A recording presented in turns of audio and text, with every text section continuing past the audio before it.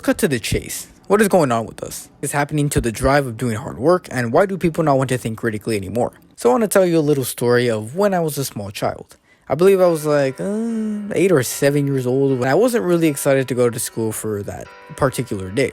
In the class, the teacher mentions the life cycles of butterflies, and before the class ends, she hands us our very own caterpillar that we have to take care of, and we're responsible for taking care of before they become butterflies. I know, right? Handing a small child something that could easily be opened and probably eaten by a mischievous child, am I right? Each day, the caterpillar would grow bigger and bigger, and the more it changed, the more I wondered and got excited. I'd always walk home that day just wondering if it would look different the next day. Day after day, I just couldn't wait to go to school and see my caterpillar turn into a butterfly. At the end of the month, the caterpillars all transform into butterflies and were set freely to go. It was fun to watch, and the only thing on my mind was, how did this work? How did this simple little worm called a caterpillar turn into a butterfly? My mind was just filled with mystery and wonder. It was exciting and sad to see my little butterfly raise up and grow up and fly away, but exciting to see it all happen. Why share this little story with you? Why share this story to you? Well, because perhaps you felt the same way when you were a kid.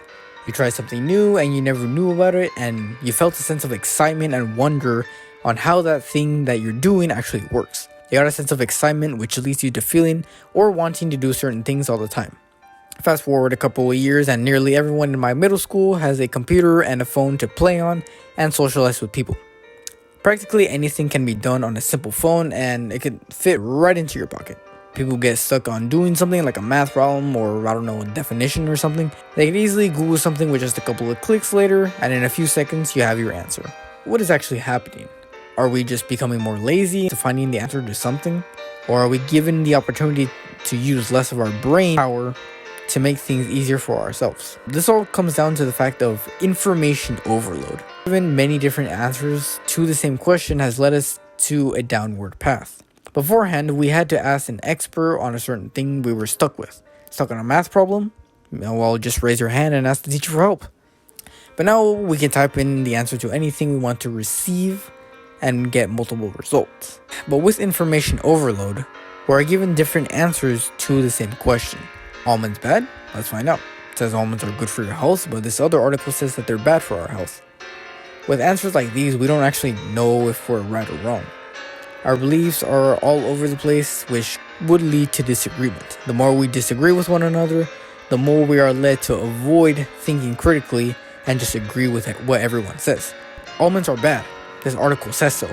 Okay, well, I guess they're bad. C, video games are actually good for you. Okay, I guess I should play more video games. C, sugar provides benefits. Okay, I'm out of here. With all this information thrown at us, it leads to disagreement between all of us. If one person disagrees with the other, this just creates resentment between one another. Thinking without thinking leads to agreement with one another, which doesn't create problems. But how do we know that a person is actually correct? This is where thinking critically must be taken into consideration. You need to have the skill of thinking critically, of thinking for yourself. If you can't think for yourself, then how the heck are you going to live your own life? Thinking differently gets a bad reputation nowadays. Oh, that guy likes to read books? He's a little weird for that. Oh, that guy doesn't have a phone because he says he doesn't need one? How odd. Oh, that person disagrees and says that we need to be uncomfortable to do good habits? That's weird. It's okay to disagree with one another. We all have different beliefs and we think differently. It's not okay to argue for a solid hour because you both disagree that cornflakes are better than Frosted Flakes. It's okay to disagree. It doesn't need to end in conflict. We disagree, and so what? It doesn't change anything, does it? We kind of just disagree with one another. That's pretty much it. What good thing are you going to get out of arguing over something completely pointless? Sure, your ego might be boosted, but that's pretty much it. Critical thinking is dead because of the fact that we can Google anything without a second thought. Beforehand, we didn't have this. Everything was spacious and unknown to us when we were kids. Now the answer can be found in a matter of seconds with just a couple of clicks in a couple of seconds. The spread of misinformation sometimes leads to disagreement with one another, and this kind of scares people to think differently, and so people would just agree with one another without thinking for themselves. And this all comes down to if something is right or wrong.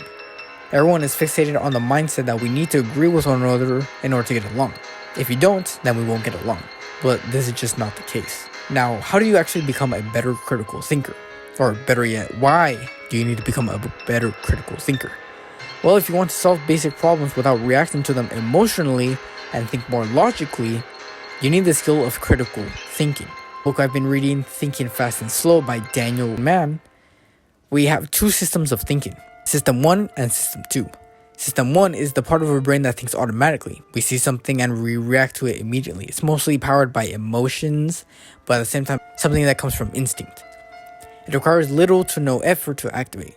System 2, on the other hand, requires some sort of effort to work properly. Solving a complicated math problem would be an example of this. In order to think more logically, you need to strengthen System 2 more. If you react to something and that reaction is emotional, take a second to process what you just saw or heard. Take a moment to really think about if you should react the way you should or react in a different way. It separates emotional thinking from logical thinking. In the time we live in today, most decisions are made emotionally, which could be good, but it could also be bad. If we react to everything emotionally, it moves the opportunity to react to something more logically. If your mom says you can't go outside to hang out with friends, don't react negatively at first. Take a second to think, why can't I? If you shout and run into your room, you won't know why. Alright, it's freaking storming outside, that's why. Time to think critically on certain situations. Other situations do require more emotion than logical thinking, but the majority of situations do require logical thinking. So the next time you face a problem, think critically, use your own belief system, and if someone disagrees, then disagree. Don't throw your chair across the room because of it. You have a head for a reason, so might as well use it correctly.